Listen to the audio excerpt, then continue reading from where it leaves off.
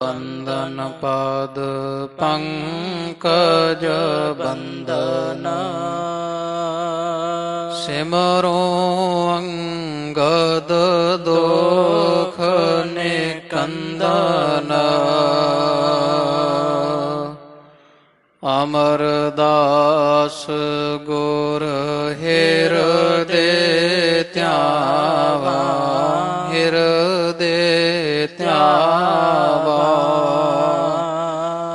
श्री गुर रामदास गुण गावा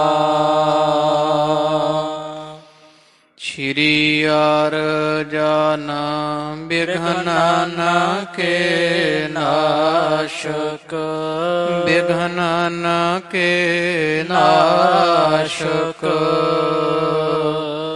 हर गोबिंद शुभ सुमत प्रकाशक श्री हर राय नमो कर जोरी नमो कर जोरी गुर हर कृष्ण मनाए बहोरी तेग बहादुर परम कृपाला परम कृपाला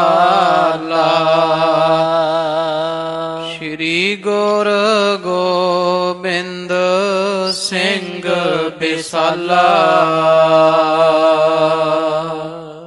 तारा तारा पार पुन पुन सीसा पुन पुन सीसा बंदों बार बार जगदीशा जिसमें है अमृत ज्ञान है माणिक भगत विराग गुरु ग्रंथ साहिब ओदद बंदों कर अनुराग श्री गुर शब्द कमाए जिन जीते पंच विकार तिन संतन का बंदना सिर चरणन पर तार तिन संतन का बंदना सिर चरणन पर तार। वाहिगुरु साहिब जीओ दोहरा इस प्रकार सेवा करहैं हरख शोक और त्याग कहो किसु को किसी विध तरहैं ना मन बड पाग इस प्रकार सेवा करहैं हरख शोक और त्याग कहो किसु को किसी विध तरह न मन बड पाग। वाहिगुरु जी का खालसा वाहिगुरु जी की फतेह। हाजरा हजूर जहरा जहूर दीना बंधु भगत वत्सल दया निध 10 पातशाहियों जी के पावन पवित्र स्वरूप करुणा निधान निश्चल चौर छत्र तख्त के मालिक धन धन साहिबाद श्री गुरु ग्रंथ साहिब जी महाराज सच्चे पातशाह जियां दे संध्या समय दे सज रहे दीवान अंदर हाजरियां भर करके वालिए कायनात धन साहिब श्री गुरु ग्रंथ साहिब जी महाराज जी के ਦਰਸ਼ਨ ਦੀਦਾਰ ਕਰਨ ਦਾ ਸੁਭਾਗ ਪ੍ਰਾਪਤ ਹੋ ਰਿਹਾ ਹੈ। ਕਥਾ ਸ਼੍ਰਵਣ ਕਰਨ ਦੇ ਪ੍ਰੇਮੀ ਜਨ ਆਪ ਸਭ ਸੰਗਤਾਂ ਪਿਛਲੇ ਬਹੁਤ ਸਮੇਂ ਤੋਂ ਧੰਨ ਧੰਨ ਸਾਹਿਬ ਸ੍ਰੀ ਗੁਰੂ ਨਾਨਕ ਦੇਵ ਜੀ ਮਹਾਰਾਜ ਸੱਚੇ ਪਾਤਸ਼ਾਹ ਜੀਆਂ ਦੇ ਦਰ ਘਰ ਦੀ ਪਾਵਨ ਪਵਿੱਤਰ ਕੀਰਤੀ ਵਡਿਆਈ ਸ਼੍ਰਵਣ ਕਰ ਰਹੇ ਹੋ। ਐਸਾ ਦਰ ਘਰ ਜਿਹਦੀ ਬਾਬਤ ਭਗਤ ਕਬੀਰ ਸਾਹਿਬ ਜੀਆਂ ਨੇ ਬਚਨ ਕਹੇ, ਕਬੀਰਤ ਜਿਹ ਦਰ ਆਵਤ ਜਾਤਿਆ ਹੋ, ਹਟ ਕੈ ਨਾਹੀ ਕੋਏ, ਸੋ ਦਰ ਕੈਸੇ ਛਾੜੀਐ, ਜੋ ਦਰ ਐਸਾ ਹੋਏ। ਇਹੋ ਜਿਹੇ ਪਾਵਨ ਪਵਿੱਤਰ ਦਰ ਘਰ ਦੀ ਵਡਿਆਈ ਆਪ ਜੀ ਸੁਣ ਰਹੇ ਹੋ। ਜਥਾ ਪ੍ਰਸੰਗ ਪਿਛਲੇ ਦੀਵਾਨ ਅੰਦਰ ਆਪਾਂ ਵਿਚਾਰਿਆ ਹੈ। ਧੰਨ ਗੁਰੂ ਅੰਗਦ ਦੇਵ ਜੀ ਮਹਾਰਾਜ ਸੱਚੇ ਪਾਤਸ਼ਾਹ ਜੀਆਂ ਦੇ ਹਜੂਰ ਰਹਿ ਕਰਕੇ ਕਰੀਬ 84 ਵਰ੍ਹਿਆਂ ਦੀ ਉਮਰ ਦੇ ਬਜ਼ੁਰਗ ਧੰਨ ਸ਼੍ਰੀ ਅਮਰਦਾਸ ਜੀ, ਜਿਨ੍ਹਾਂ ਨੇ ਗੁਰੂ ਅੰਗਦ ਪਾਤਸ਼ਾਹ ਮਹਾਰਾਜ ਜੀਆਂ ਦੇ ਚਰਨਾਂ ਦੀ ਸੇਵਾ 12 ਵਰ੍ਹੇ ਲਗਾਤਾਰ ਨਿਰੰਤਰ ਕੀਤੀ। ਕੇਵਲ ਸੇਵਾ ਨਹੀਂ, ਨਾਲ 84 ਪਾਠ ਜਪਜੀ ਸਾਹਿਬ ਜੀ ਕੇ ਨਿਤ ਸ਼੍ਰੀ ਅਮਰਦਾਸ ਜੀ ਕਰਿਆ ਕਰਦੇ। ਇੱਕ ਵਰ੍ਹਾ ਜਦ ਸੇਵਾ ਪੂਰੀ ਹੋਈ, ਜਲ ਢੋਣ ਦੀ ਸੇਵਾ ਸੱਚੇ ਪਾਤਸ਼ਾਹ ਜੀ ਕਰਦੇ। ਨਾਲ ਲੰਗਰਾਂ ਵਿੱਚ ਲੱਕੜੀਆਂ ਲਿਆ ਕੇ ਪ੍ਰਸ਼ਾਦਾ ਪੱਕਣ ਦੇ ਨਿਮਿਤ ਪਾਇਆ ਕਰਨ। ਇੱਕ ਵਰ੍ਹਾ ਸੇਵਾ ਕੀਤੀ ਤੋਂ ਗੁਰੂ ਅੰਗਦ ਦੇਵ ਜੀ ਮਹਾਰਾਜ ਵੱਲੋਂ ਇੱਕ ਸਿਰੋਂ ਪਾਓ ਸ਼੍ਰੀ ਅਮਰਦਾਸ ਜੀਆਂ ਨੂੰ ਪ੍ਰਾਪਤ ਹੋਇਆ। ਉਹ ਸਿਰ ਉੱਪਰ ਬੰਨ੍ਹ ਲੈਣਾ ਕੀਤਾ ਕਸ ਕਰਕੇ। ਇਸੇ ਤਰ੍ਹਾਂ ਸਮਾਂ ਬੀਤਦਾ ਗਿਆ। 2 4 6 8 12 ਵਰ੍ਹੇ ਨਿਰੰਤਰ ਸੇਵਾ ਕੀਤੀ, ਔਰ 12 ਹੀ ਸਿਰੋਂ ਪਾਓ ਗੁਰੂ ਘਰ ਵੱਲੋਂ ਬਖਸ਼ਿਸ਼ਾਂ ਗੁਰੂ ਅੰਗਦ ਪਾਤਸ਼ਾਹ ਮਹਾਰਾਜ ਜੀਆਂ ਨੇ ਸ਼੍ਰੀ ਅਮਰਦਾਸ ਜੀਆਂ ਨੂੰ ਬਖਸ਼ਿਸ਼ ਕੀਤੇ। ਔਰ 71 ਵਰ੍ਹਿਆਂ ਦੇ ਕਰੀਬ 72 ਵਰ੍ਹਿਆਂ ਦੇ ਕਰੀਬ ਸ਼੍ਰੀ ਅਮਰਦਾਸ ਜੀ ਗੁਰੂ ਅੰਗਦ ਦੇਵ ਜੀ ਮਹਾਰਾਜ ਜੀਆਂ ਦੀ ਚਰਨ ਸ਼ਰਨ ਸੰਗਤ ਵਿੱਚ ਖਡੂਰ ਸਾਹਿਬ ਆਏ। ਸਮਾਂ ਬਤੀਤ ਹੋਇਆ 12 ਵਰ੍ਹੇ, ਉਮਰਾਂ ਹੋ ਗਈ 84 ਸਾਲ। ਗੁਰੂ ਘਰ ਦੀ ਸੇਵਾ ਕਰਦਿਆਂ, ਪਾਣੀ ਢੋਂਦਿਆਂ ਸ਼੍ਰੀ ਅਮਰਦਾਸ ਜੀਆਂ ਦੇ ਜਿਹੜੇ ਹੱਥ ਤੇ ਪੈਰ ਸਨ, ਉਹਨਾਂ ਤੋਂ ਮਾਸ ਚੜਨ ਲੱਗਿਆ। ਇਤਨੀ ਮਹਾਨ ਸੇਵਾ ਕਰਦੇ ਰਹੇ, ਹੱਥਾਂ ਪੈਰਾਂ ਦਾ ਜਿਹੜਾ ਹੈ ਮਾਸ ਉਹ ਝੜਨਾ ਆਰੰਭ ਹੋਇਆ। ਔਰ ਨਾਲ ਸਿਮਰਨ ਬਹੁਤ ਜ਼ਿਆਦਾ ਜਿਹੜਾ ਕਰਿਆ ਕਰਦੇ, ਕਿਸੇ ਨਾਲ ਬੋਲਿਆ ਨਾ ਕਰਦੇ। ਚਾਹੇ ਮੂਰਖ ਲੋਕ ਜਿਹੜੇ ਸੀਗੇ ਉਹ ਸ਼੍ਰੀ ਅਮਰਦਾਸ ਜੀ ਦੀ ਨਿੰਦਿਆ ਕਰਦੇ ਕਿ ਇਹ ਬਜ਼ੁਰਗ ਜਿਹੜੇ ਪਾਣੀ ਢੋਣ ਦੀ ਸੇਵਾ ਕਰਦੇ ਆ, ਇਉਂ ਪ੍ਰਤੀਤ ਹੁੰਦਾ ਜਿਵੇਂ ਘਰੋਂ ਇਹਨਾਂ ਨੂੰ ਕਿਸੇ ਨੇ ਕੱਢਿਆ ਹੋਵੇ। ਇੱਥੇ ਰੋਟੀਆਂ ਖਾਣ ਨੂੰ ਰੋਟੀ ਗੋਚਰੇ ਖਡੂਰ ਸਾਹਿਬ ਗੁਰੂ ਅੰਗਦ ਮਹਾਰਾਜ ਦੇ ਪਾਸ ਰਹਿ ਰਹੇ ਆ।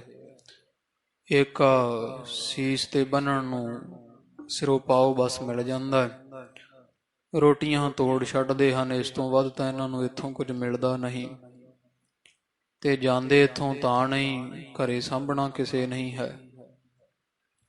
ਸਾਰੇ ਸਿੱਖਾਂ ਦੇ ਅੱਗੇ ਵੀ ਬੜੇ ਹੱਥ ਜੋੜ ਕੇ ਸੇਵਾ ਕਮਾ ਰਹੇ ਆ। ਉਹ ਤਾਂ ਕਮਾਉਂਦੇ ਆ ਵੀ ਜੇ ਸੇਵਾ ਨਾ ਕੀਤੀ ਤੇ ਖੌਰੇ ਮੈਨੂੰ ਇੱਥੋਂ ਕੋਈ ਕੱਢ ਨਾ ਦੇਵੇ।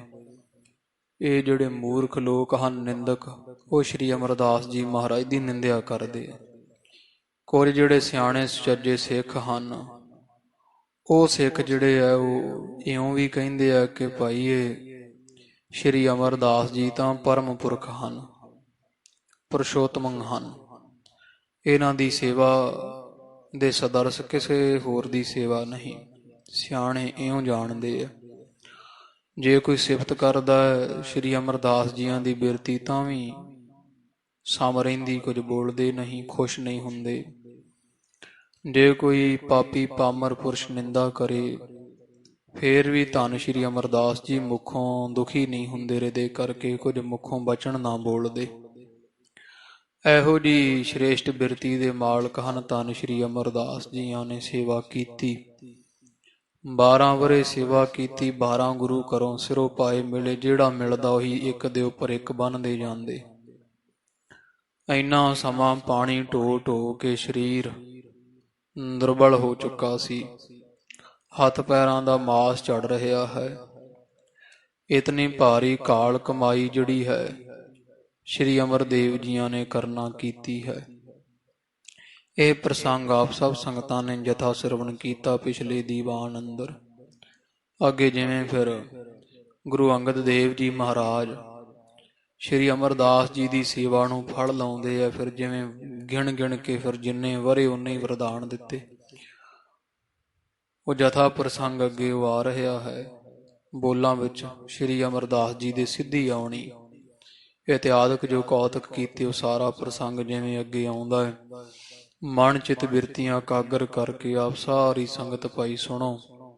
ਗੁਰੂ ਅੰਗਦ ਦੇਵ ਜੀ ਮਹਾਰਾਜ ਧੰਨ ਗੁਰੂ ਅਮਰਦੇਵ ਜੀ ਪਾਤਸ਼ਾਹ ਮਹਾਰਾਜ ਨੂੰ ਹਿਰਦੇ ਵਿੱਚ ਵਸਾਉਂਦਿਆਂ ਹੋਇਆਂ ਰਸਨਾ ਕਰੋ ਜੀ ਪਵਿੱਤਰ, ਸਭ ਸੰਗਤ ਆਖਣਾ ਜੀ ਸਤਿਨਾਮ ਸ਼੍ਰੀ ਵਾਹਿਗੁਰੂ ਸਾਹਿਬ ਜੀ, ਸਤਿਨਾਮ ਸ਼੍ਰੀ ਵਾਹਿਗੁਰੂ ਸਾਹਿਬ ਜੀ।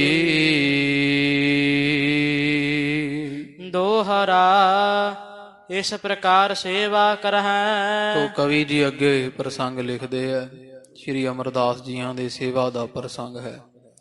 ਇਹ ਪਹਿਲੀ ਰਾਸ ਦਾ 17ਵਾਂ ਅੰਸੂ ਪ੍ਰਾਰੰਭ ਹੋਇਆ। 6 ਅੰਸੂਆਂ ਦੀ ਤੀਕਰ ਕਥਾ ਕੱਲ ਸੰਪੂਰਨ ਹੋਈ। ਧੰਨ ਸਾਹਿਬ ਸ਼੍ਰੀ ਗੁਰੂ ਅਮਰਦੇਵ ਜੀ ਮਹਾਰਾਜ ਇਸੇ ਪ੍ਰਕਾਰ 12 ਵਰੇ ਹੋ ਗਏ ਤੇ ਸੇਵਾ ਨਿਰੰਤਰ ਇੱਕ ਰਸ ਕਰ ਰਹੇ ਹਨ। ਹਰਖ ਸ਼ੋਕ ਔਰ ਤਿਆਗ, ਹਿਰਦੇ ਦੇ ਵਿੱਚੋਂ ਕੋਈ ਖੁਸ਼ੀ, ਕੋਈ ਗਮੀ, ਸਿਫਤੀ ਦੀ ਇੱਛਾ ਔਰ ਨਿੰਦਿਆ ਦਾ ਡਰ ਤਿਆਗ ਕਰਕੇ ਕਹਿਓ ਕਿਸੂ ਕੋ ਕਿਸੀ ਵਿਧ। ਜੇਕਰ ਕੋਈ ਮੂਰਖ ਕਿਸੇ ਤਰ੍ਹਾਂ ਵੀ ਬੋਲਦਾ, ਜੇ ਕੋਈ ਸਿਆਣਾ ਸਿਫਤ ਕਰ ਦੇਵੇ ਤੇ ਮੂਰਖ ਨਿੰਦਿਆ ਕਰ ਦਿੰਦਾ ਹੈ। ਤਰਹਿ ਨਾ ਮਨ ਵੱਡ ਭਾਗ, ਮਨ ਵਿੱਚ ਕੋਈ ਗੱਲ ਲਿਆਉਂਦੇ ਹੀ ਨਹੀਂ ਸ਼੍ਰੀ ਅਮਰਦਾਸ ਜੀ। ਮੂਰਖਾਂ ਦੀ ਨਿੰਦਿਆ ਦੀ ਪਰਵਾਹ ਨਹੀਂ, ਸੱਜਣਾ ਦੀ ਸਿਫਤ ਦੀ ਕੋਈ ਇੱਛਾ ਨਹੀਂ ਰੱਖਦੇ। ਮਨ ਕਰਕੇ ਵੱਡੇ ਭਾਗਾਂ ਵਾਲੇ ਜਾਂ ਜਿਨ੍ਹਾਂ ਦੇ ਮਨ ਵਿੱਚੋਂ ਜਿਹੜਾ ਵਡੱਪਣ ਵਡਿਆਈ ਦੀ ਇੱਛਾ ਹੁੰਦੀ, ਉਹ ਭਾਗ ਚੁੱਕੀ ਹੈ। ਨਿਸ਼ਾਨੀ ਛੰਦ ਘਟਾ ਸ਼ਾਮ ਇੱਕ ਨਿਸ਼ਾ ਮਹਿ। ਤੋ ਕਵੀ ਜੀ ਇੱਕ ਫਿਰ ਪ੍ਰਸੰਗ ਲਿਖਦੇ, ਇੱਕ ਘਟਨਾ ਦਾ ਜ਼ਿਕਰ ਕਰਦੇ ਆ। ਕਹਿੰਦੇ ਇੱਕ ਰਾਤ ਦੀ ਗੱਲ ਹੈ, ਅਸਮਾਨ ਦੇ ਵਿੱਚ ਕਾਲੇ ਬੱਦਲ ਛਾਏ ਹੋਏ ਸਨ, ਪਸਰਿਓ ਅੰਧਕਾਰਾ ਤੇ ਚਾਰੇ ਪਾਸੇ ਹਨੇਰਾ ਹੀ ਹਨੇਰਾ ਸੀ। ਕੋ ਕੋ ਬਰਖੈ ਬੂੰਦ ਧਰ, ਤੇ ਕੋਈ ਟਾਵੀਂ ਟਾਵੀਂ ਧਰਤੀ ਤੇ ਬੂੰਦ ਪੈਂਦੀ ਸੀ। ਜਿਵੇਂ ਕਈ ਵਾਰੀ ਪੋਹ ਦੀਆਂ ਰਾਤਾਂ ਦੇ ਵਿੱਚ ਟਾਵਾਂ ਟਾਵਾਂ ਮੀਂਹ ਪੈਂਦਾ, ਹਟ ਗਿਆ ਫਿਰ ਪੈਣ ਲੱਗ ਗਿਆ।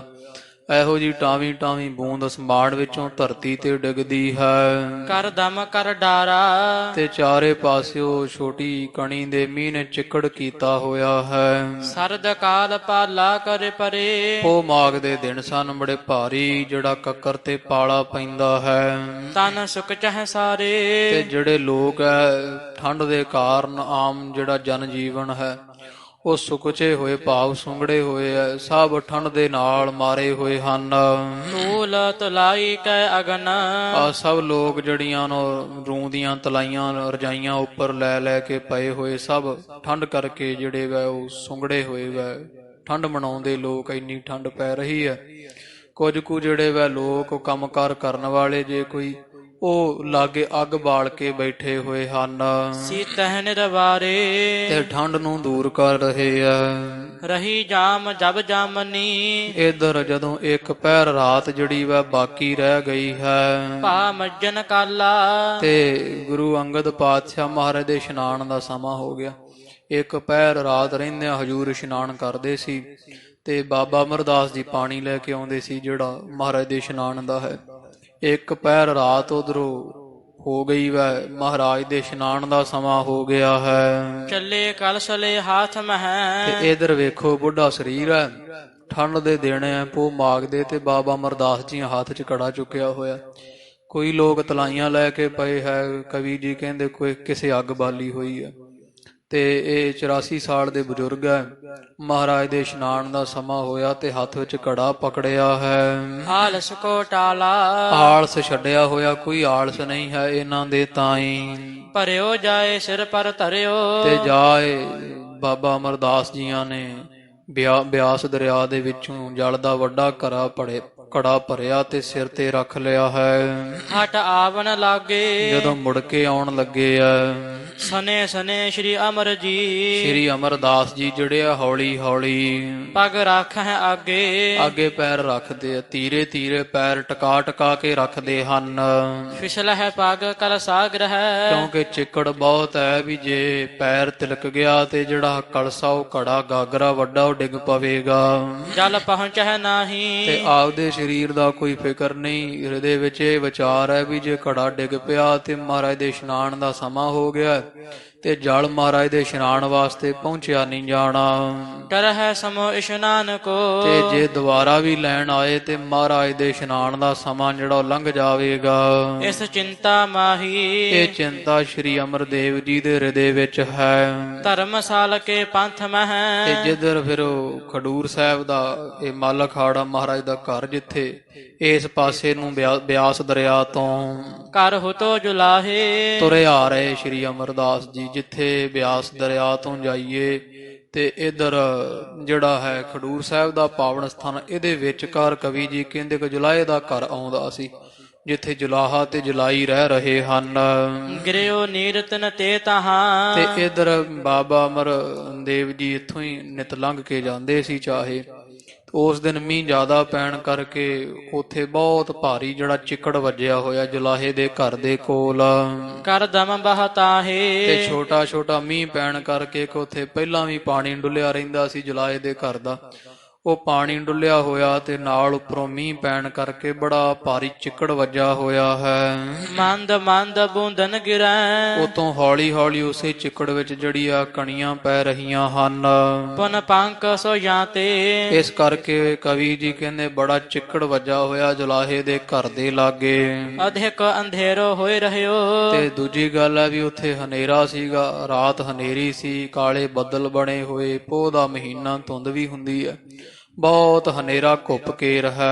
ਮਗ ਲਖਿਓ ਨਾ ਜਾਂਤੇ, ਤੇ ਬਾਬਾ ਅਮਰਦੇਵ ਜੀਆਂ ਨੂੰ ਪਤਾ ਨਾ ਲੱਗੇ ਵੀ ਹੁਣ ਰਾਹ ਕਿਹੜਾ ਕਿੱਧਰ ਨੂੰ ਜਾਂਦਾ ਹੈ। ਇੱਕ ਕਰੀਰ ਕੋ ਕਿਲਕਤ ਹੈ, ਤੇ ਇਹ ਵਿਚਾਰੇ ਬੁੱਢਾ ਸਰੀਰ ਸੀ ਤੇ ਇਧਰ ਜੁਲਾਹੇ ਦੇ ਆਪਦੇ ਘਰ ਵਿੱਚ ਇੱਕ ਕਰੀਰ ਦਾ ਵੱਡਾ ਜਿਹੜਾ ਮੁੱਢ ਹੁੰਦਾ ਹੈ। ਛਿਤ ਗੱਡਿਓ ਜੁਲਾਹੇ, ਉਹ ਜੁਲਾਹੇ ਨੇ ਧਰਤੀ ਵਿੱਚ ਮੋਟਾ ਜਿਹੜਾ ਵਾ ਖੁੰਡ ਕਰੀਰ ਦਾ ਗੱਡਿਆ ਹੋਇਆ ਸੀ। ਚੀਰ ਬਨਹਿ ਤਿਸ ਬਾਂਧ ਕਰ, ਇਹ ਜਿਹੜਾ ਜੁਲਾਹਾ ਸੀ ਉਹ ਦਿਨੇ ਜਦੋਂ ਖੱਡੀ ਦਾ ਕੰਮ ਕਰਦਾ ਸੀ, ਕੱਪੜੇ ਜੋ ਬਣਾਉਂਦੇ ਸੀ, ਉਹ ਕੱਪੜੇ ਬਣਾਉਣ ਵਾਸਤੇ ਉਹ ਫਿਰ ਉਹਦੇ ਨਾਲ ਪਾ ਕਰਕੇ ਉਹ ਖੱਡੀ ਬੰਨ ਕੇ ਰੱਖਦਾ ਸੀ ਉਸ ਲੱਕੜ ਦੇ ਖੁੰਡ ਦੇ ਨਾਲ। ਕੁੰਭਲਪਨ ਮਾਹੇ, ਤੇ ਨਾਲ ਹੀ ਜਿਹੜੀ ਉਹ ਉਖਲੀ ਹੁੰਦੀ ਵੈ ਜਿਹਦੇ ਵਿੱਚ ਸਾਰਾ ਕਰਦੇ ਵੈ ਉਹਦਾ ਕਾਰਜ, ਉਹ ਖੱਡੀ ਜਿੱਥੇ ਪਾਉਂਦੇ ਹਨ, ਭਾਵ ਟੋਇਆ ਜਾਂ ਜਿਹੜਾ ਬਣਿਆ ਹੁੰਦਾ ਹੈ। ਆਏ ਜਬ ਸ਼੍ਰੀ ਅਮਰਤ ਹੈ, ਇਹ ਇੱਥੇ ਰਾਹ ਵਿੱਚ ਹੀ ਇੱਕ ਪਾਸੇ ਬਣਿਆ ਹੋਇਆ। ਤੇ ਬਾਬਾ ਅਮਰਦਾਸ ਜੀਆਂ ਨੂੰ ਹਨੇਰੇ ਕਾਰਨ ਰਸਤਾ ਭੁੱਲ ਗਿਆ ਤੇ ਥੋੜਾ ਇਸ ਪਾਸੇ ਨੂੰ, ਅੱਗੇ ਤਾਂ ਬਾਰ-ਬਾਰ ਹੀ ਨਿਕਲ ਜਾਂਦੇ ਸੀ, ਇਸ ਵਾਰੀ ਉਹ ਰਸਤਾ ਭੁੱਲਣ ਕਰਕੇ ਥੋੜਾ ਘਰ ਵਾਲੇ ਪਾਸੇ ਨੂੰ ਆਏ ਜਦ, ਪਗ ਕੀਲੇ ਲਾਗਾ, ਤੇ ਸ਼੍ਰੀ ਅਮਰਦੇਵ ਜੀ ਦਾ ਜਿਹੜਾ ਚਰਨ ਹੈ ਉਹ ਕਿੱਲੇ ਨੂੰ ਜਾ ਵੱਜਾ ਹੈ। ਨਿਕਟ ਗਿਰੇ ਕੁੰਭਲ ਬਿਖੈ, ਤੇ ਜਿੱਥੇ ਉਹ ਕੁੰਭਲ ਟੋਆ ਹੁੰਦਾ ਖੱਡੀ ਬੁਣਨ ਵਾਸਤੇ, ਬਾਬਾ ਅਮਰਦਾਸ ਜੀ ਬਜ਼ੁਰਗ ਸਨ ਤੇ ਜਾਓ ਖੱਡੀ ਵਿੱਚ ਡਿੱਗੇ, ਟੋਏ ਵਿੱਚ ਡਿੱਗੇ ਆ। ਨਹਿ ਸੰਭਲ ਆਗਾ, ਆਪਦੇ ਆਪ ਤੋਂ ਅੱਗਾ ਨਹੀਂ ਸਾਂਭਿਆ ਗਿਆ। ਕਲਸ ਬਚਾਵਨ ਕਾਰਨੇ, ਇਹ ਵਿਚਾਰੇ ਕਲਸ ਬਚਾਉਂਦੇ ਬਚਾਉਂਦੇ ਵੀ ਘੜਾ ਨਾ ਕਿਤੇ ਟੁੱਟ ਜਾਵੇ। ਬਲ ਕੀਨ ਬਡੇਰਾ, ਤੇ ਬੜਾ ਇਹਨਾਂ ਨੇ ਬਲ ਕੀਤਾ ਵੀ ਕਿਸੇ ਤਰ੍ਹਾਂ ਜਲ ਨਾ ਡੁੱਲੇ। ਮਹਾਰਾਜ ਦੇ ਇਸ਼ਨਾਨ ਦਾ ਸਮਾਂ ਹੋ ਗਿਆ, ਸਰੀਰ ਨੂੰ ਕੋਈ ਸੱਟ ਫੇਟ ਲੱਗ ਜਾਵੇ, ਪਰ ਇਹ ਘੜਾ ਟੁੱਟੇ ਨਾ ਤੇ ਜਲ ਨਾ ਕਿਤੇ ਡੁੱਲ ਜਾਵੇ। ਇਹ ਬੜਾ ਜ਼ੋਰ ਮਾਰਿਆ ਬਾਬਾ ਅਮਰਦੇਵ ਜੀਆਂ ਨੇ। ਨੀਰ ਨ ਗਿਰਨੇ ਦੀਨ ਤਿਸ, ਤੇ ਉਹ ਸਫਲੇ ਹੋਏ, ਡਿੱਗ ਤਾਂ ਪਏ ਪਰ ਇਸ ਹਿਸਾਬ ਨਾਲ ਡਿੱਗੇ ਵੀ ਆਪਦੇ ਉੱਪਰ ਹੀ ਸਾਰਾ ਬਲ ਲੈ ਲਿਆ, ਜ਼ੋਰ ਲੈ ਲਿਆ ਤੇ ਘੜਾ ਟੁੱਟਣੋਂ ਬਚ ਗਿਆ, ਪਾਣੀ ਨਾ ਡੁੱਲਣ ਦਿੱਤਾ। ਥੰਭਿਓ ਤਿਸ ਬੇਰਾ ਕਿਸੇ ਨਾ ਕਿਸੇ ਤਰੀਕੇ ਨਾਲ ਉਹ ਸਾਰਾ ਜਿਹੜਾ ਘੜੇ ਦਾ ਪਾਣੀ ਡੁੱਲਣੋਂ ਬਚਾ ਲਿਆ, ਥੰਭ ਲਿਆ ਹੈ। ਨੀਠ ਨੀਠ ਕਲਸਾ ਤਬਹਿ ਤੇ ਇਸ ਪ੍ਰਕਾਰ ਫਿਰ ਹੌਲੀ ਹੌਲੀ ਜਿਹੜਾ ਉਹ ਘੜਾ ਹੈ ਜਲ ਵਾਲਾ, ਸਿਰ ਉਪਰ ਰਾਖਿਓ ਫਿਰ ਇਹਨਾਂ ਨੇ ਚੁੱਕ ਕੇ ਸ੍ਰੀ ਅਮਰਦਾਸ ਜੀਆਂ ਤੇ ਆਪਦੇ ਸਿਰ ਉੱਪਰ ਰੱਖ ਲਿਆ ਹੈ, ਮੱਜਨ ਕੋ ਨਹਿ ਬਿਲਮ ਹੋਏ। ਤਾਂ ਕਿ ਸ੍ਰੀ ਅੰਗਦ ਦੇਵ ਦੀ ਮਹਾਰਾਜ ਦੇ ਇਸ਼ਨਾਨ ਨੂੰ ਦੇਰੀ ਨਾ ਹੋ ਜਾਵੇ। ਗੁਰ ਦਿਸ਼ ਅਭਿਲਾਖਿਓ ਤੇ ਗੁਰੂ ਵਾਲੇ ਪਾਸੇ ਜਾਣ ਦੀ ਇੱਛਾ ਕੀਤੀ ਹੈ, ਪਰੀ ਜੁਲਾਹੀ ਸਦਨ ਮਹਿ। ਜਾਂ ਬਾਬਾ ਜੀ ਦੀ ਇੱਛਾ ਜਿਹੜੀ ਵਾ ਜਲ ਪਹੁੰਚਾਉਣ ਦੀ ਗੁਰੂ ਵਾਲੇ ਪਾਸੇ ਹੀ ਹੈ। ਤੋ ਇਸੇ ਪ੍ਰਕਾਰ ਜਿਹੜੀ ਹੈ ਪਰੀ ਜੁਲਾਹੀ ਸਦਨ ਮੈਂ, ਇਹ ਜੁਲਾਏ ਦੀ ਜਿਹੜੀ ਘਰ ਵਾਲੀ ਸੀਗੀ ਉਹ ਵੀ ਇੱਥੇ ਆਪਣੇ ਘਰ ਵਿੱਚ ਹੀ ਪਈ ਹੋਈ ਹੈ। ਅਰ ਹੁਤੋ ਜੁਲਾਹਾ ਉੱਥੇ ਲਾਗੇ ਹੀ ਜੁਲਾਹਾ ਸੁੱਤਾ ਹੋਇਆ ਹੈ। ਭਇਓ ਖੜਕ ਸੁਨ ਕੈ ਸ਼ਬਦ ਜਦੋਂ ਇਹ ਖੜਾਕਾ ਆਇਆ, ਉਹ ਕੋਈ ਗਾਗਰ ਕਹਿੰਦੇ ਆ, ਕੋਈ ਘੜਾ ਕਹਿੰਦੇ ਆ। ਜਦੋਂ ਸ੍ਰੀ ਅਮਰਦੇਵ ਜੀ ਡਿੱਗੇ ਤੇ ਕਾਫੀ ਜਦੋਂ ਆਵਾਜ਼ ਰਾਤ ਦੇ ਸਮੇਂ ਹੋਈ ਹੈ, ਬਾਹਰ ਕੋ ਆਹਾ ਤੇ ਜੁਲਾਹਾ ਜਿਹੜਾ ਨਾ ਇਹ ਜਿਹੜਾ ਵੇ ਉਹ ਜਾਗਿਆ ਹੈ ਬਾਹਰੋਂ ਆਵਾਜ਼ ਸੁਣ ਕਰਕੇ।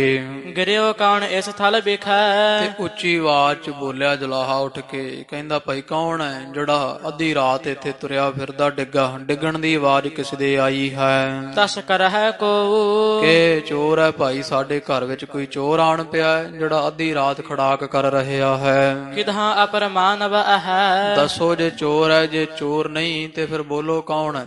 ਕਿ ਸਾਡੇ ਇਥੋਂ ਪਿੰਡ ਖਡੂਰ ਦਾ ਹੀ ਕੋਈ ਹੈ, ਦੱਸੋ ਕੌਣ ਹੈ? ਚੋਰ ਹੈ ਕਿ ਕੋਈ ਵੈਸੇ ਇਥੋਂ ਲੰਘ ਰਿਹਾ ਹੈ? ਉੱਤਰ ਦੇਹੁ ਸੋ ਕੋਈ ਨਾ ਕੋਈ ਉੱਤਰ ਦਿਓ ਭਾਈ, ਜਵਾਬ ਦਿਓ, ਤੂੰ ਚੋਰ ਹੈ ਕਿ ਇਥੋਂ ਖਡੂਰ ਦਾ ਹੀ ਕੋਈ ਆਦਮੀ ਹੈ? ਸੁਨਿਓ ਜੁਲਾਹੇ ਕੋ ਪਨਿਓ ਇਸ ਜੁਲਾਏ ਦਾ ਜਿਹੜਾ ਬੋਲ ਜਦੋਂ ਸੁਣਿਆ ਹੈ ਸ੍ਰੀ ਅਮਰਦੇਵ ਜੀਆਂ ਨੇ, ਸ਼੍ਰੀ ਅਮਰ ਬਤਾਇਓ ਤੇ ਧੰਨ ਸ੍ਰੀ ਗੁਰੂ ਅਮਰਦਾਸ ਜੀ ਮੁਖੋਂ ਬੋਲੇ ਜੁਲਾਹੇ ਨੂੰ ਦੱਸਦੇ ਆ।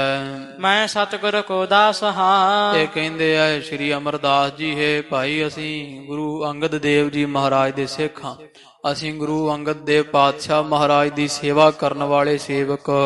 ਲੈ ਬੇ ਜਲ ਆਇਓ ਤੇ ਅਸੀਂ ਰੋਜ਼ ਮਹਾਰਾਜ ਦੇ ਇਸ਼ਨਾਨ ਵਾਸਤੇ ਜਲ ਲੈਣ ਆਈਦਾ, ਅੱਜ ਰਾਹ ਭਟਕ ਗਏ ਤੇ ਅਸੀਂ ਜਲ ਲੈਣ ਵਾਸਤੇ ਆਏ ਹੋਏ, ਜਲ ਲੈ ਕੇ ਜਾ ਰਹੇ ਹਾਂ। ਕੌਣ ਦਾਸ ਇਸ ਕਾਲ ਮਹਿ ਤੇ ਉਹ ਜਿਹੜਾ ਜੁਲਾਹਾ ਬੋਲਿਆ ਭੜਕ ਕੇ, ਕਹਿੰਦਾ ਅੱਧੀ ਰਾਤ ਕਿਹੜਾ ਇਹੋ ਜਿਹਾ ਸੇਵਕ ਹੈ ਜਿਹੜਾ ਅੱਧੀ ਰਾਤ ਤੁਰਿਆ ਫਿਰਦਾ ਹੈ? ਪਾਲਾ ਅੰਧਕਾਰਾ ਕਹਿੰਦੇ ਇੰਨੀ ਪਾਲਾ ਠੰਡ ਪੈਣ ਦਈ ਵੈ ਤੇ ਨਾਲ ਹੀ ਇੰਨਾ ਇਸ ਪ੍ਰਕਾਰ ਹਨੇਰਾ, ਤੇ ਇਹੋ ਜਿਹਾ ਕਿਹੜਾ ਸੇਵਕ ਜਿਹੜਾ ਦਿਨੇ ਸੇਵਾ ਨਹੀਂ ਕਰਦਾ, ਅੱਧੀ ਰਾਤ ਤੁਰਿਆ ਫਿਰਦਾ?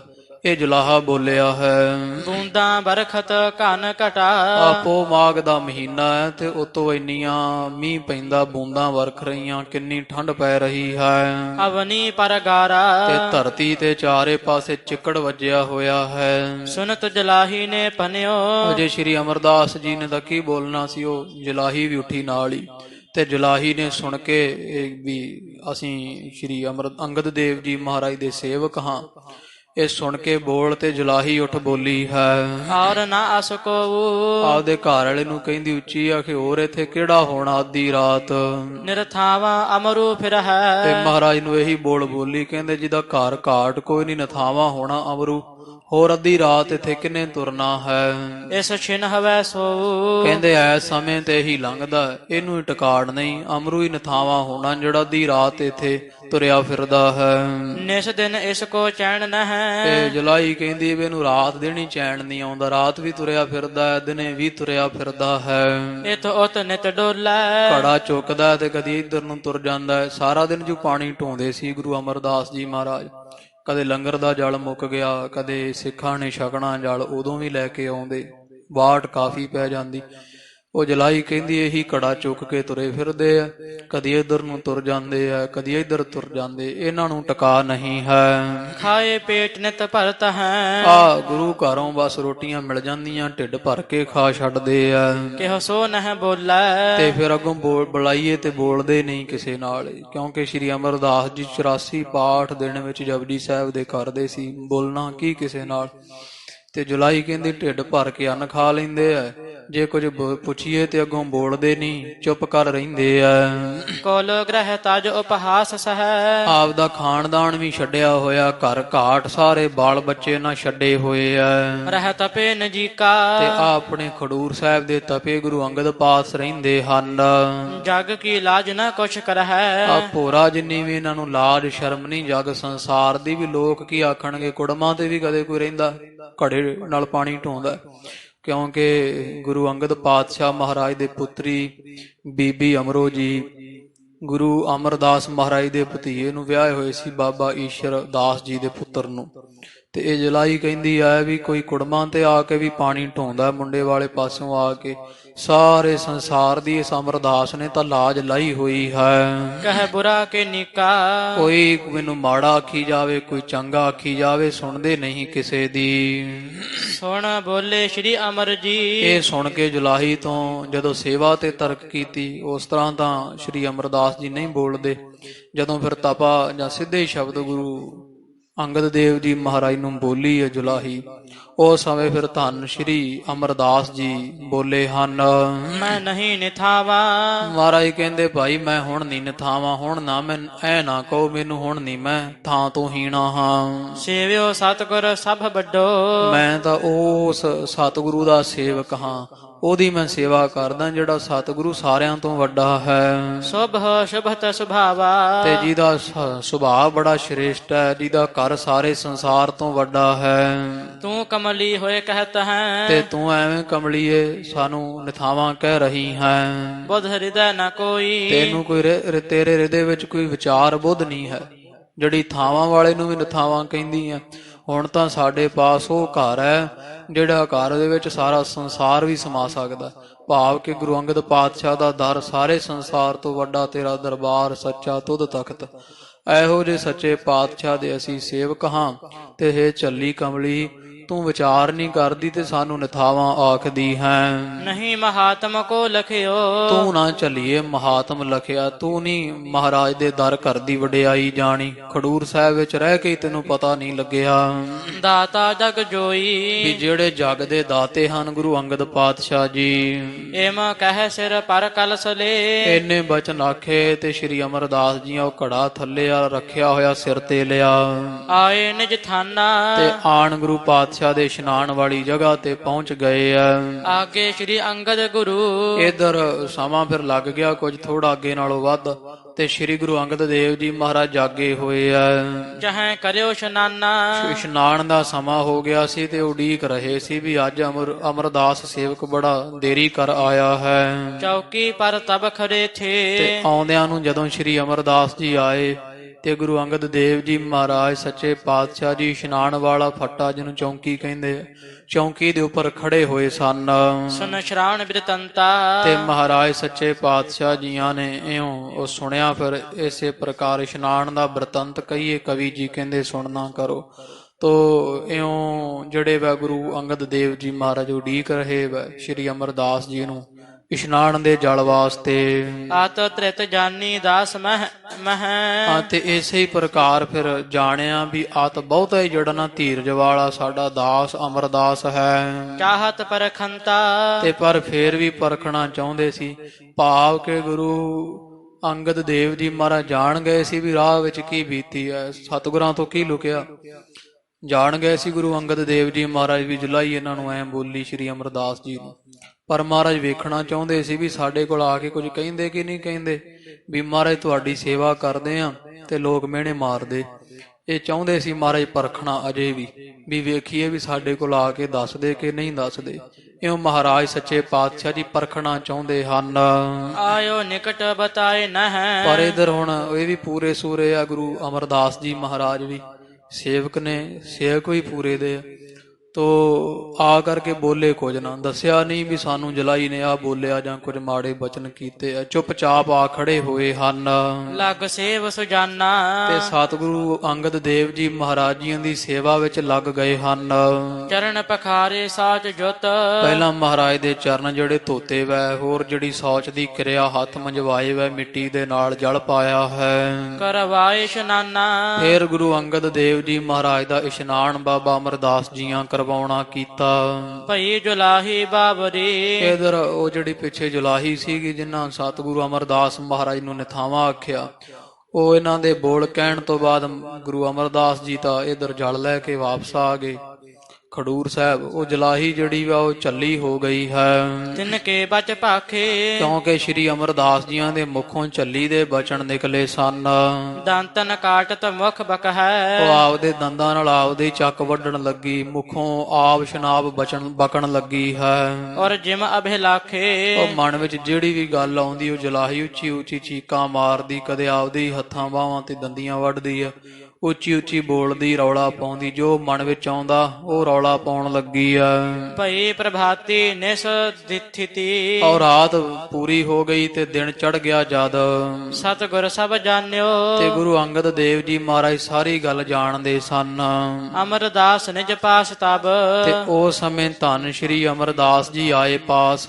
ਬੁਲਵਾਵਨ ਠਾਨਿਓ ਇਹਨਾਂ ਨੂੰ ਗੁਰੂ ਅੰਗਦ ਦੇਵ ਜੀ ਮਹਾਰਾਜ ਜੀ ਸਿੱਖ ਭੇਜੇ ਵੀ ਜਾਓ ਸ੍ਰੀ ਅਮਰਦਾਸ ਨੂੰ ਬੁਲਾ ਲੈ ਕੇ ਆਓ। ਆਨ ਕਰੀ ਪਦ ਬੰਦਨਾ ਧੰਨ ਸ੍ਰੀ ਅਮਰਦਾਸ ਜੀ ਆਏ ਹੈ, ਗੁਰੂ ਅੰਗਦ ਪਾਤਸ਼ਾਹ ਮਹਾਰਾਜ ਦੇ ਚਰਨਾਂ ਵਿੱਚ ਮੱਥਾ ਟੇਕਿਆ ਹੈ। ਕਰ ਜੋਰ ਸੋ ਠਾਡੇ ਤੇ ਦੋਵੇਂ ਹੱਥ ਜੋੜ ਕੇ ਖੜੇ ਹੋ ਗਏ ਸਨਮੁਖ। ਅਵਲੋਕਤ ਹੈ ਦਰਸ਼ਕੋ ਤੇ ਮਹਾਰਾਜ ਦੇ ਦਰਸ਼ਨ ਵੇਖ ਰਹੇ ਆ, ਸਤਿਗੁਰਾਂ ਦੀ ਮੂਰਤ ਦਾ ਧਿਆਨ ਧਰਿਆ ਸਾਹਮਣੇ ਵੇਖ ਰਹੇ ਪ੍ਰਤੱਖ ਹੀ। ਅਨੁਰਾਗ ਸੋ ਬਾਢੇ ਤੇ ਬੜਾ ਪ੍ਰੇਮ ਵਧ ਰਿਹਾ ਹਿਰਦੇ ਅੰਦਰ। ਕਹਾ ਬਿਰਤਾਂਤ ਸਭ ਰਾਤ ਕੋ ਇਧਰ ਬੋਲੇ ਆ ਗੁਰੂ ਅੰਗਦ ਪਾਤਸ਼ਾਹ ਜੀ, ਕਹਿੰਦੇ ਹੈ ਅਮਰਦਾਸ ਜਿਹੜਾ ਰਾਤ ਕੀ ਬਣਿਆ ਭਾਈ, ਰਾਤ ਵਾਲਾ ਸਾਡੇ ਤਾਈਂ ਤੁਸੀਂ ਵਰਤਾਂਤ ਦੱਸੋ ਸਾਰਾ। ਕੈਸੇ ਕਰ ਹੋਈ ਵੀ ਰਾਹ ਵਿੱਚ ਤੁਹਾਡੇ ਨਾਲ ਕੀ ਗੱਲ ਹੋਈ ਹੈ। ਲਿਆਵਤ ਜਲ ਕੋ ਕਲਸ ਜਬ ਜਦੋਂ ਤੁਸੀਂ ਰਾਤ ਜਲ ਦਾ ਘੜਾ ਲੈਣ ਵਾਸਤੇ ਬਿਆਸ ਗਏ ਸੋ ਬੋਲਿਓ ਕਿਮ ਕੋਈ ਤੇ ਕੋਈ ਤੁਹਾਨੂੰ ਕੁਝ ਬੋਲਿਆ ਸੀ ਰਸਤੇ ਵਿੱਚ? ਇਹ ਸ੍ਰੀ ਅੰਗਦ ਦੇਵ ਜੀ ਪੁੱਛਦੇ ਆ। ਹਾਥ ਬੰਦ ਬਿਨਤੀ ਪਨੀ ਇਧਰ ਸ੍ਰੀ ਅਮਰਦਾਸ ਜੀਆਂ ਹੱਥ ਬੰਨ ਲਏ, ਹੱਥ ਜੋੜ ਕਰਕੇ ਬੇਨਤੀ ਕੀਤੀ ਹੈ। ਤੁਮ ਅੰਤਰ ਜਾਮੀ ਕਹਿੰਦੇ ਮਹਾਰਾਜ ਪੁੱਛਦੇ ਕੀ ਹੋ, ਤੁਸੀਂ ਤਾਂ ਆਪ ਸਾਰਿਆਂ ਦੇ ਹਿਰਦੇ ਦੀਆਂ ਜਾਣਨ ਵਾਲੇ ਹੋ। ਬਿਨਾ ਕਹੇ ਜਾਨੋ ਸਕਲ ਤੇ ਮਹਾਰਾਜ ਸਾਰੀ ਜਾਣਦੇ ਹੋ, ਬਿਨਾ ਕਹੇ ਕਹਿਣ ਦੀ ਲੋੜ ਨਹੀਂ, ਤੁਹਾਨੂੰ ਦੱਸਣ ਦੀ ਲੋੜ ਨਹੀਂ ਹੈ। ਦਾਤਾ ਜਗ ਸੁਆਮੀ ਕਿਉਂਕਿ ਤੁਸੀਂ ਸਾਰੇ ਸੰਸਾਰ ਦੇ ਦਾਤੇ ਮਾਲਕ ਸੁਆਮੀ ਪਿਤਾ ਹੋ। ਕੁਛ ਦੁਰਾਓ ਨਹਿ ਆਪ ਤੇ ਸਤਿਗੁਰੂ ਜੀ ਤੁਹਾਡੇ ਤੋਂ ਕੀ ਛੁਪਿਆ, ਕੁਝ ਨਹੀਂ ਲੁਕਿਆ ਤੁਹਾਡੇ ਪਾਸੋਂ, ਤੁਹਾਨੂੰ ਹੁਣ ਕੀ ਦਸੀਏ। ਜੇ ਸਭ ਕਿਛ ਜਾਣੇ ਜੋ ਤੁਸੀਂ ਸਾਰਾ ਕੁਝ ਹੀ ਜਾਣਦੇ ਹੋ ਜੋ ਹੋਇਆ ਹੈ। ਮੈਂ ਡਰਪਾ ਕੋ ਅਪਰ ਵਿਧ ਬਾਕੀ ਅਸੀਂ ਦੱਸ ਨਹੀਂ ਸਕਦੇ, ਕਿਉਂਕਿ ਅਸੀਂ ਡਰਦੇ ਹਾਂ ਵੀ ਕਿਤੇ ਕਿਸੇ ਦੇ ਸਾਡੇ ਮੁਖੋਂ ਕੋਈ ਗੱਲ ਬਣਾ ਕੇ ਨਾ ਨਿਕਲ ਜਾਵੇ। ਨਹਿ ਜਾਏ ਬਖਾਨੇ ਇਸ ਕਰਕੇ ਅਸੀਂ ਤੁਹਾਨੂੰ ਕੁਝ ਨਹੀਂ ਦੱਸਦੇ ਵੀ ਸਾਥੋਂ ਜਿੰਨੀ ਗੱਲ ਹੋਈ ਕਿਤੇ ਉਥੋਂ ਰੱਤੀ ਵੱਧ ਨਾ ਦੱਸੀ ਜਾਵੇ। ਸੁਨ ਕੈ ਸ਼੍ਰੀ ਅੰਗਦ ਤਬੈ ਉਹ ਸਮੇਂ ਧੰਨ ਗੁਰੂ ਅੰਗਦ ਦੇਵ ਜੀ ਮਹਾਰਾਜ ਸੁਣੇ ਜਦ ਬਚਨ ਸ੍ਰੀ ਅਮਰਦਾਸ ਜੀ ਦੇ। ਬੁਲਵਾਏ ਜੁਲਾਹਾ ਤੇ ਮਹਾਰਾਜ ਨੇ ਸੱਦਾ ਭੇਜ ਕੇ ਇਥੋਂ ਲਾਗੂ ਹੀ ਉਹ ਰਾਤ ਜੁਲਾਹੇ ਜਿਹੜਾ ਸੀਗਾ ਜੁਲਾਹੇ ਨੂੰ ਬੁਲਾਉਣਾ ਕੀਤਾ ਹੈ। ਜੁਗਤ ਜੁਲਾਹੀ ਆਏ ਸੋ ਉਹ ਜੁਲਾਇਆ ਜਿਹੜਾ ਹੈ ਆਇਆ, ਨਾਲ ਹੀ ਉਹ ਕਮਲੀ ਹੋਈ ਜੁਲਾਈ ਵੀ ਇੱਥੇ ਹੀ ਸਤਿਗੁਰਾਂ ਦੇ ਪਾਸ ਆਈ। ਥਿਤ ਭਾਗੁਰ ਪਾਹਾ ਤੇ ਸਤਿਗੁਰਾਂ ਦੇ ਪਾਸ ਆਣ ਖੜਾ ਹੋਇਆ ਜੁਲਾਹਾ।